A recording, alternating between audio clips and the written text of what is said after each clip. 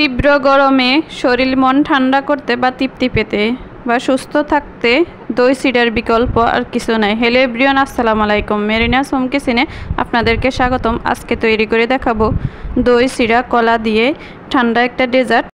চলে যাব মূল রেসিপিতে। এখানে আমি 2 মুঠো চিড়া ধুয়ে পানি ঝরিয়ে নিলাম।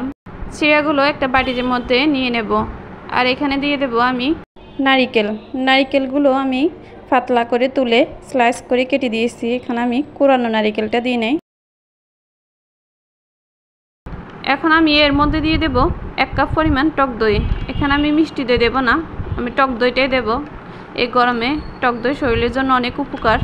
তো আমি 1 কাপ পরিমাণ টক দই দিয়ে দিলাম। আর দিয়ে দেব একটা কলাকে আমি স্লাইস করে কেটে নিয়েছি, একটা কলা দিয়ে দেব। দিয়ে দেব হাফ চা চামচের মতো লবণ। এখন দিয়ে দেব 2 চা চামচ চিনি। যেহেতু আমি মিষ্টি দই দিই নাই, টক দই দিয়েছি, এই কারণে আমি এখানে কিছু চিনি দিয়ে দেব। আমি 2 চা চামচ চিনি দিয়ে দিলাম। চিনি দিয়ে সবগুলো উপকরণ একসাথে ভালো করে মিশিয়ে নেব।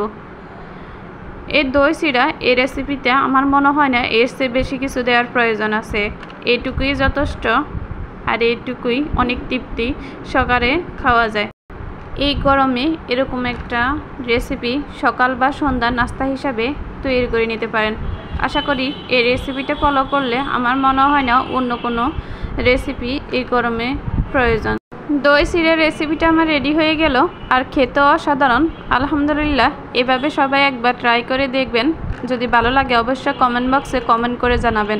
আজকের মতো এখানে শেষ করলাম। দেখা হবে অন্য কোনো রেসিপিতে। সবাই সুস্থ থাকবেন, ভালো থাকবেন, আমার জন্য দোয়া করবেন। আল্লাহ হাফেজ, আসসালামু আলাইকুম।